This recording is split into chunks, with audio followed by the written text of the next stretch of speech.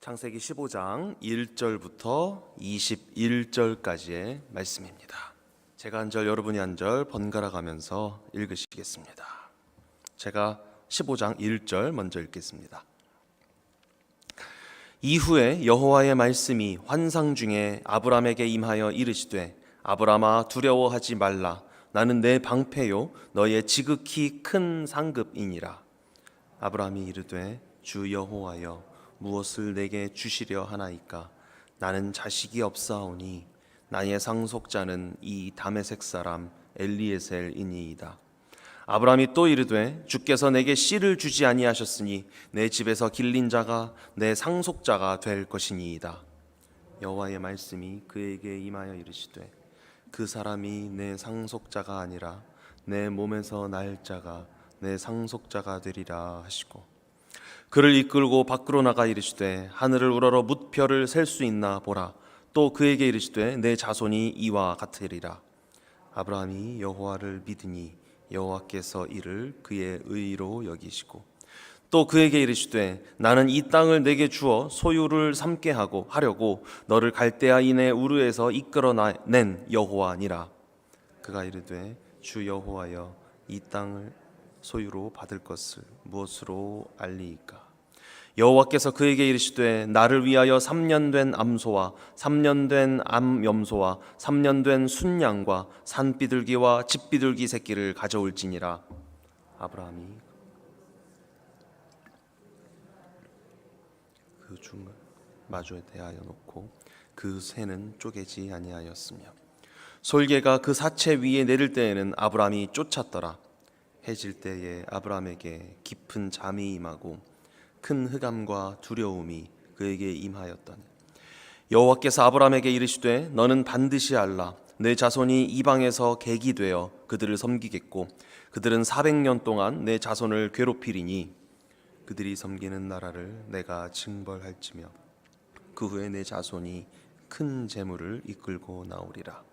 너는 장수하다가 평안히 조상에게로 돌아가 장사될 것이요 내 자손은 4대 만에 이 땅으로 돌아오리니 이는 아모리 족속의 죄악이 아직 가득 차지 아니함이니라 하시더니 해가 져서 어두울 때에 연기 나는 화로가 보이며 타는 횃불이 쪼갠 고기 사이로 지나더라.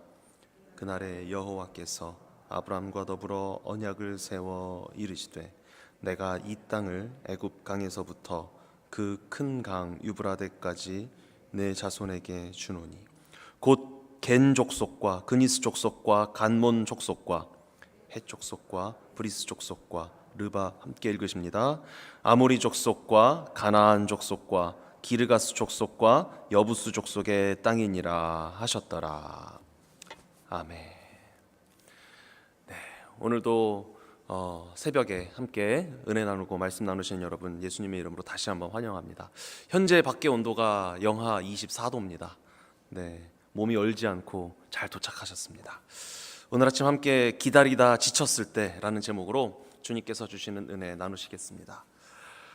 우리의 인생을 여러 가지로 표현하고 정의할 수 있을 텐데요. 그 중에 빼놓을 수 없는 단어 중에 하나가 기다림인 것 같습니다. 우리는 늘 무언가 기다림을 하고 있습니다. 뭔가 기다리고 있습니다. 지금은 날씨가 많이 춥고 겨울이 무르익어 가니까 봄을 기다리게 되고 또 날 좋은 여름을 기다리게 되죠.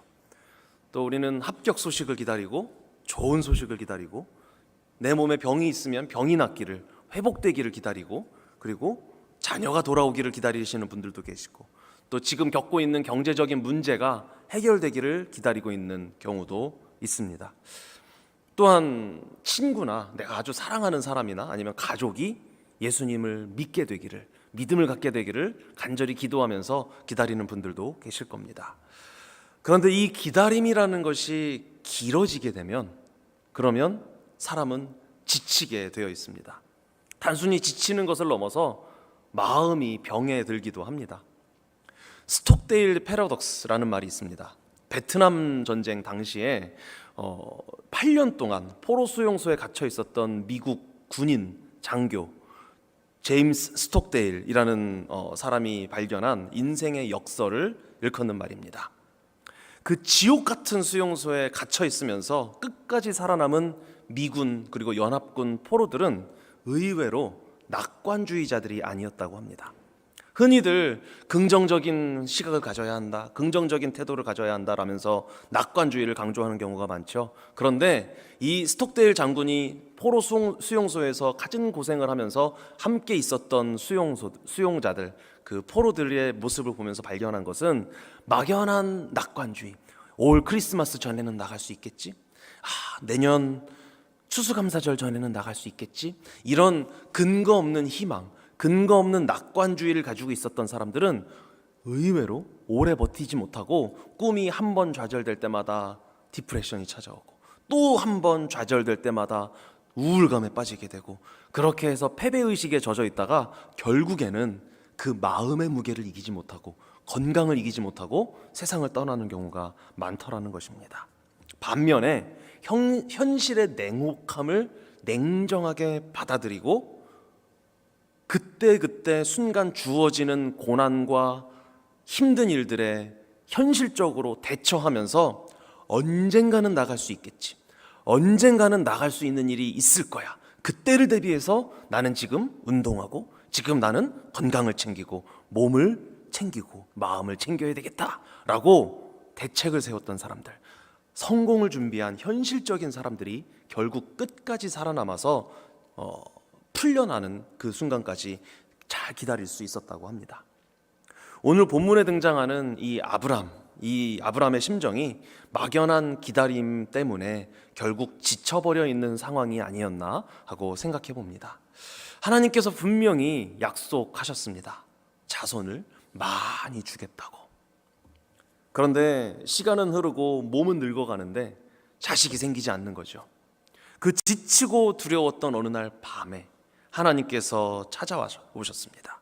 그리고 오늘 그날 아브람에게 말씀하셨던 하나님께서 다양한 종류의 기다림에 지쳐있는 저와 여러분들에게도 찾아오셔서 말씀하고 계십니다.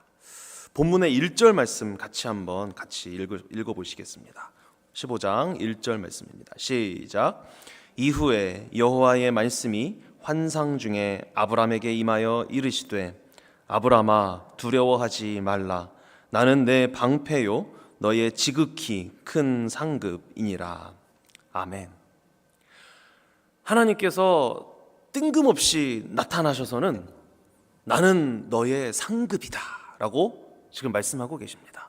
분명히 예전에 말씀하셨거든요. 너에게 수많은 자손을 주겠다, 너를 창대하게 하겠다라고 말씀하셨으니까 안 나타나셔도 됩니다. 그냥 그 말씀만 응답해 주시면 되죠. 아들 하나라도 탁 주시면 그러면 아브라함은 하나님이 응답하셨구나 하고 감사했을 텐데요. 하나님이 굳이 또 나타나셔서 뭔가 이해하기 어려운 말씀을 하시는 것 같습니다. 내가 너의 상급이다. 여기서 이 상급이라는 단어는 히브리어로 더 정확하게 보면 삭시라는 뜻입니다.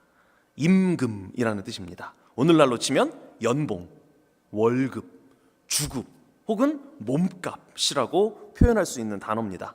지금 하나님은 이렇게 말씀하고 계시는 것입니다. 그 뉘앙스와 의미를 다 품어서 표현해 보자면 아브라함아, 너 지금 자식이 없어서 답답하지? 불안하지? 네 인생이 실패한 것 같지? 그런데 나 하나님이 바로 너의 연봉이야, 너의 몸값이야, 너의 가치야. 현대 자본주의를 살아가는 저와 여러분, 우리에게 이 말씀이 얼마나 더 직접적으로 와닿을 수 있습니까? 프로 운동선수들이 팀을 새롭게 정하거나 옮길 때 계약금을 받고 연봉 협상을 해서 연봉을 정하죠. 그렇게 해서 자신의 가치를 증명합니다. 직장인들은 자신의 학력과 능력과 경력, 실력을 바탕으로 회사 측과 협상해서 자신의 연봉 테이블을 결정합니다.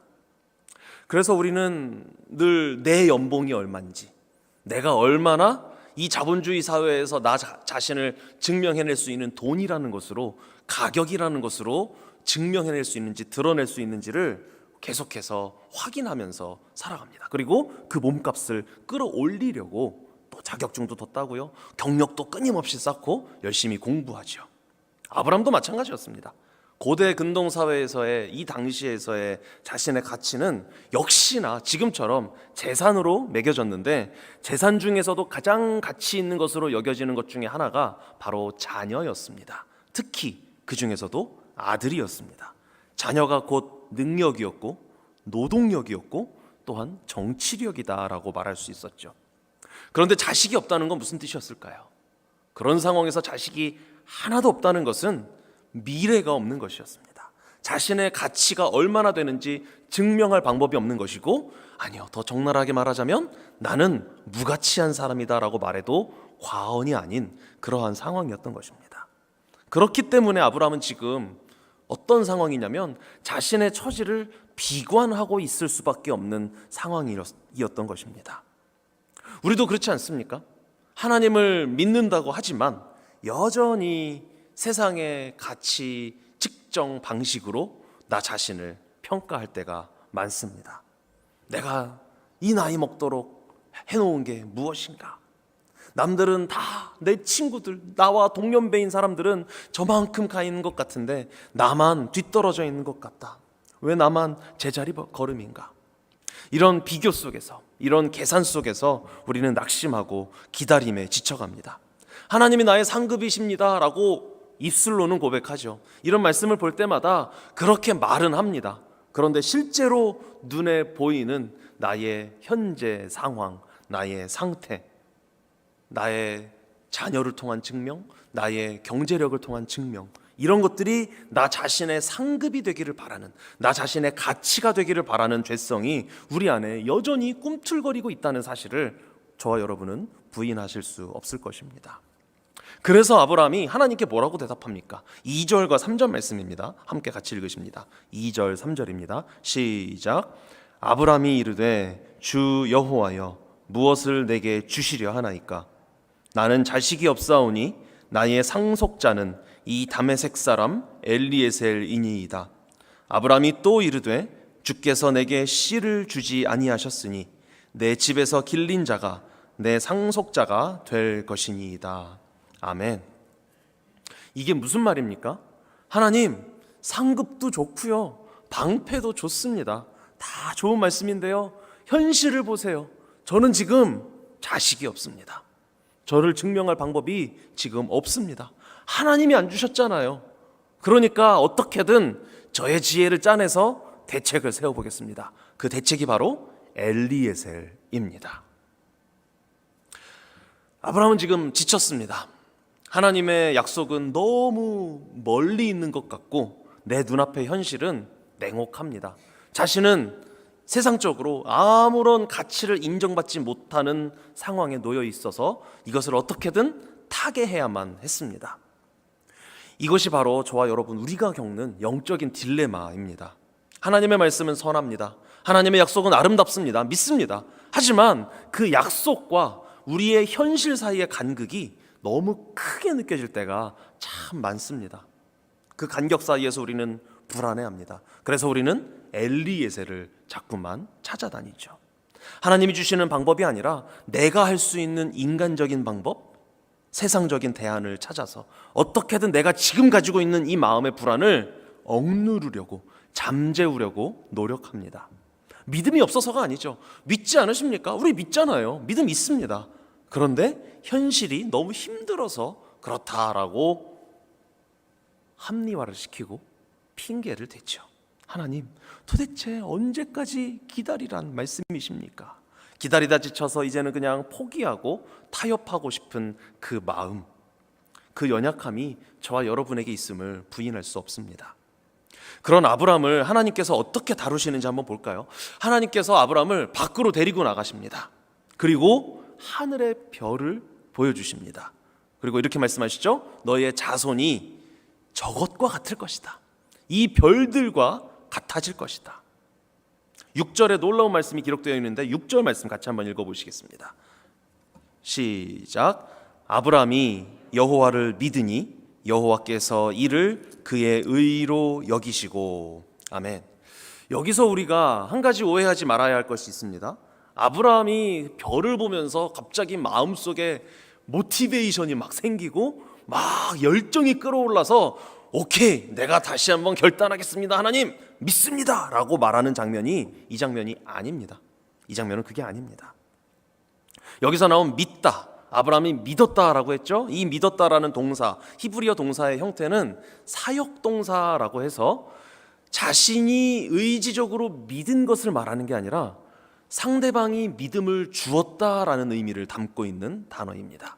즉 아브라함이 그를 믿으니라고 여호와를 믿으니라고 했을 때 이것은 아브라함이 의지와 결단을 가지고 하나님을 믿었다가 아니라 하나님께서 아브라함에게 하나님 믿을 수 있는 믿음을 주셨다라는 단어, 그런 의미가 강하게 담겨 있는 것입니다. 하나님께서 하늘의 별을 보여주시면서 아브라함의 마음속에 믿음을 선물로 확 넣어주신 것입니다. 하나님이 시작하셨고 하나님이 믿게 하셨습니다. 그리고 하나님이 넣어주신 그 믿음을 보시고 하나님께서는 아브라함에게 의롭다라고 말씀해 주신 것입니다. 이것이 은혜입니다. 그리고 나서 하나님은 아브라함과 언약을 맺으십니다. 짐승을 잡아서 반으로 쪼개놓고 그 사이로 지나가는 의식이죠. 고대 사회에서 이것은 목숨을 건 계약이었습니다. 약속을 어기면 이 짐승, 지금 쪼개져 있는 이 짐승처럼 나도 쪼개져서 죽겠다라고 하는 목숨을 건 계약이고 약속이고 무시무시한 맹세였습니다. 보통은 그러면 두 명이 계약을 맺으면 어떻게 해야 될까요? 그 사이를 지나가는데요, 같이 지나가야 되겠죠. 그래서 이 고대 근동사회에서의 계약, 이런 계약을 할 때는 계약 당사자인 둘이 손을 잡고 그 사이를 지나갔다고 합니다. 쪼개진 고기 사이를요. 그런데 오늘 본문 17절을 보면 타오르는 횃불, 즉 하나님께서 혼자 그 쪼개진 고기 사이로 지나가십니다. 아브라함은 지나가지 않았습니다. 이게 무엇을 의미합니까? 아브라함아, 이 약속은 네가 지키는 게 아니다. 우리가 지키는 게 아니다. 이 약속은 내가 지키는 것이다. 네가 실패하고 네가 기다리다가 지쳐서 넘어져도 이 약속에 대한 책임은 나 혼자, 내가 온전히 져주겠다. 만약에 이 약속이 깨져야만 한다면, 만약에 이 약속을 네가 어긴다면, 그렇다면 네가 아니라 내가 대신 쪼개지고 내가 대신 죽겠다 라고 하나님께서는 지금 이 장면에서 말씀해주고 계시는 것입니다. 사랑하는 우리 가족 여러분, 이 장면에서 우리는 누구를 봅니까? 바로 우리의 구원자 예수 그리스도를 발견하게 됩니다. 우리가 지켜야 할 언약을 우리가 어겼습니다. 그래서 이 쪼개짐의 저주를 내가 받아야 합니다. 그런데 하나님이신 예수님께서 친히 십자가를 지고 달려 죽으심으로 말미암아 혼자 쪼개지셨고 혼자 저주를 다 받으셨고, 그렇게 이 아브라함과 하셨던 약속을 100% 그대로 지켜내신 것입니다. 하나님 자신이 스스로 자신의 몸을 던져서 쪼개지겠다라고 하신 그 약속을 지켜주신 것입니다. 다시 1절로 거슬러 올라가서 방패다라고도 말씀하셨죠. 상급이고 방패라고 말씀하셨는데, 그렇기 때문에 이 방패라는 말씀의 뜻이 명확해집니다. 단순히 적을 막아주겠다라는 차원에서 그치는 말씀의 방패가 아닙니다. 내가 너의 죗값을 대신 치러주는 방패가 되겠다는 것입니다. 네가 모든 세상의 저주를 다 받아야 하는데, 왜요? 죄 때문에. 그 저주를 내가 대신 방패가 되어 막아주고 내가 대신 받아주겠다라는 구원의 선포, 피 묻은 복음의 선포였던 것입니다. 우리는 자꾸만 무엇을 기다립니다. 우리는 계속 무엇인가를 기다립니다. 그리고 그 기다림 끝에 내가 원하는 결과물이 나와야만, 이루어져야만 내 인생이 가치 있는 인생이 되었다라고 생각하게 됩니다. 자식이 있어야죠. 성공해야죠. 병이 나아야죠. 내가 하는 기도가 응답이 되어야죠. 그래야 하나님이 나를 사랑하시는 거죠 라고 생각하는 마음이 우리 마음 한구석에 자리 잡고 있습니다. 그러나 오늘 말씀은 저와 여러분에게 분명히 선포합니다. 우리의 가치는, 하나님이 우리를 얼마나 사랑하시는지 여부는 우리가 원하는 그 무엇인가를 얼마나 빨리, 얼마나 정확히 얻어냈는지에 달려있지 않다는 것입니다. 우리의 가치는 하나님께서 자기 자신의 전부를 걸고 십자가에서 자기 자신을 내어주신 아들 하나님 예수 그리스도의 생명을 걸고 우리를 사셨다는 그 자체에 있는 줄 믿습니다. 바로 복음, 그것이 저와 여러분의 인생의 가치인 것이고 우리 삶의 가치인 것이고 그것이 우리의 상급, 우리의 연봉, 우리의 몸값인 것입니다. 주님께서 오늘 저와 여러분에게 말씀하십니다. 네 연봉이 얼마냐고? 너의 신분 상태가 어떠냐? 너가 지금까지 이루어온 인생의 마일스톤들, 얼마나 너의 버킷리스트를 이루었냐? 네가 어렸을 때 꾼 꿈을 얼마나 달성했고 지금 네가 얼마나 다른 사람들과 비교했을 때 남부럽지 않은 상황에 있느냐? 그것으로 너를 증명하지 말아라. 너는 내가 너의 상급이 되어주었다. 내가 너의 몸값이다. 예수 그리스도의 피값, 이것이 너의 가치다 라고 우리 주님께서 지금 말씀하십니다. 우리가 이 사실을 진짜 믿는다면, 주님께서 이 믿음을 오늘 아침 우리에게 주신다면 기다림은 더 이상 우리에게 고통이 아닌 것이 될 수 있습니다. 왜냐하면 가장 중요한 것이 이미 우리에게 주어졌기 때문입니다. 온 우주를 창조하신 하나님이 나의 가치로 존재하고 계시기 때문입니다. 엘리에셀을 찾으면서 두리번거리고 어떤 것을 나의 인간적인 대책으로 삼을 것인가 두려워할 필요 없습니다. 불안해할 필요 없습니다. 횃불이 되어 쪼개진 고기 사이로 지나가신 그 신실하신 하나님께서 지금 내 인생의 어두운 밤임에도 불구하고 내 안에서 나와 함께하고 계시기 때문입니다. 말씀을 정리하겠습니다. 사랑하는 우리 가족 여러분, 기다리다가 혹시 지쳐 계십니까? 언제 하나님이 기도 응답해 주실 건가요? 하나님, 이 어려운 상황을 언제 해결해 주실 건가요? 언제 이거 해 주실 건가요? 라고 기도하면서 기다림에 지쳐 울다 지쳐 잠드는 밤이 혹시 하루라도 있으십니까? 현실의 벽 앞에서 낙심하고 계십니까? 오늘 아브라함에게 찾아오셔서 별을 보여주시고 믿음을 직접 선물해 주신 우리 주님께서 오늘 저와 여러분에게도 동일한 은혜를 주시는 줄 믿습니다. 내 의지로 믿으려고 하는 믿음이 아닙니다. 지금 하나님 제가 믿겠습니다, 그게 아니고요. 하나님, 주님이 원하신다면 그 믿음을 다시 한번 저에게 주시옵소서. 주님이 주시는 그 믿음을 붙잡기를 원합니다. 내가 붙잡는 것이 아니라 주님의 믿음이 나를 붙잡게 하여 주시옵소서. 주님이 주시는 이러한 확신으로 믿어지는 은혜가 저와 여러분에게 임하기를 예수님의 이름으로 축복합니다. 나의 어떠함과 상관없이 나를 위해서 쪼개지시고 피 흘려주신 우리 예수 그리스도의 사랑이 우리의 영원한 상급이요 우리의 영원한 방패이십니다. 그 주님을 신뢰함으로 지루하고 힘든 이 기다림의 시간을 넉넉히 이겨내는, 그리하여 마침내 주님의 약속이 성취될 것입니다. 그것을 믿음과 기쁨과 평안 가운데 바라보고 경험하며 행복을 누리는 우리 다운스피교의 모든 식구들, 저와 여러분 되시기를 예수님의 이름으로 축복합니다.